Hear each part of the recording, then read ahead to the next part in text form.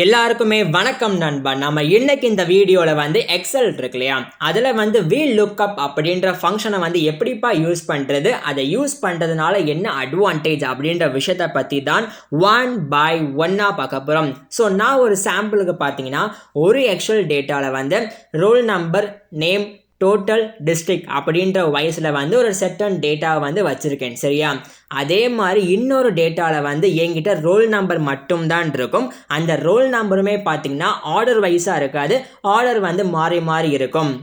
So இந்த வீடியோவை பொறுத்தளவுக்கு என்னுடைய டாஸ்க் என்னதுன்னா, அந்த மாதிரி ஆர்டர் மாறி மாறி இருக்கு இல்லையா, அந்த ரோல் நம்பருக்கு ஈக்குவலாக இந்த பக்கம் என்ன நேம் இருக்குது அப்படின்ற விஷயத்த ஃபெட்ச் பண்ணி எடுக்க போகிறேன். ஸோ இந்த பக்கம் பார்த்தீங்கன்னா என்கிட்ட இன்னொரு எக்ஸலில் ரோல் நம்பரில் மாறி மாறி இருக்கா 500 600ன்னு சொல்லிட்டு.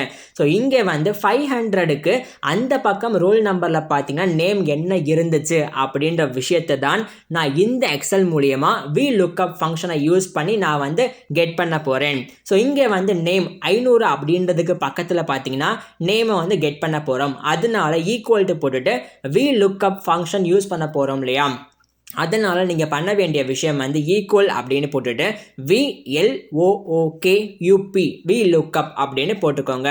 அப்படின்னு போட்டுட்டு நீங்கள் ப்ராக்கெட்டை ஓப்பன் பண்ணிட்டாலே இந்த ஃபங்க்ஷனோட ஃபார்முலா என்ன ஸ்ட்ரக்சரில் இருக்கணும் அப்படின்ற விஷயம் கீழே காமிச்சிருவாங்க.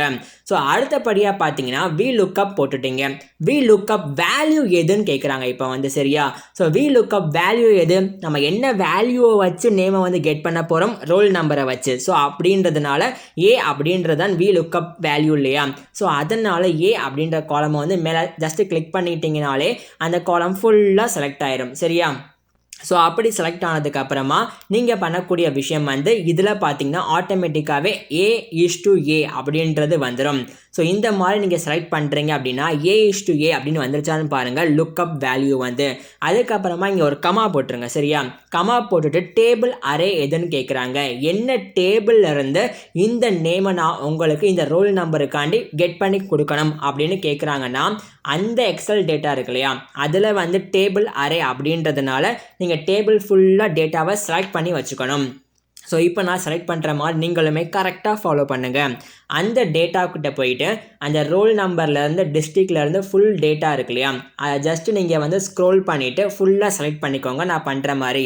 அப்படி பண்ணிட்டீங்கன்னா டேபிள் அரே அப்படின்ற ஃபார்முலாவில் இந்த பாயிண்ட் பார்த்தீங்கன்னா உள்ளே உட்காந்துரும். ஃபுல் டேபிளை செலக்ட் பண்ணிட்டோம் அப்படின்றதுனால அடுத்தபடியாக பார்த்தீங்கன்னா எனக்கு இண்டெக்ஸ் நம்பர் கேட்பாங்க. நான் எந்த இண்டெக்ஸில் இருந்து உங்களுக்கு அந்த நேமை கெட் பண்ணி கொடுக்கணும், அது எங்கே இருக்குன்னு கேட்பாங்க. ஸோ ரோல் நம்பர் அப்படின்றது 1, நேம் அப்படின்றது 2 இல்லையா.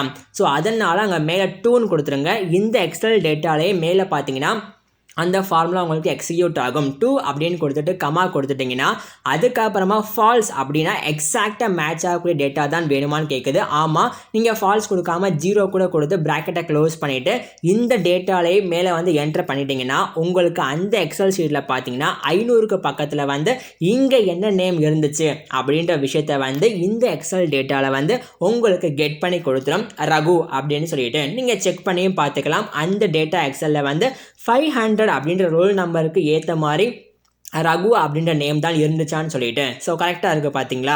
இந்த மாதிரி நீங்கள் இப்போ நான் யூஸ் பண்ணுறது ஸ்மால் டேட்டா தான். ஓகேவா, இந்த டேட்டாவே உங்களுக்கு 1000 டேட்டா 10,000 டேட்டான்னு இருக்கும்போது உங்களுக்கு ரொம்பவே கஷ்டமாக இருக்கும். ஸோ அந்த இடத்துல VLOOKUP ஃபங்க்ஷன் யூஸ் பண்ணிங்கன்னா ரொம்பவே ஈஸியாக இருக்கும்.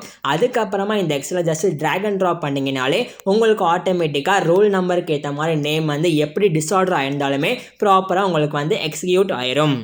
தென் உங்களுக்கு வேறு ஏதாவது டவுட் இருந்தால் கூட கமெண்ட் பாக்ஸில் தாராளமாக கேளுங்க. இந்த மாதிரியான சூப்பர் வீடியோவில் அடுத்தவங்களை பார்க்க போகிறது உங்கள் நண்பன் நாராயணன். தேங்க்யூ நண்பா.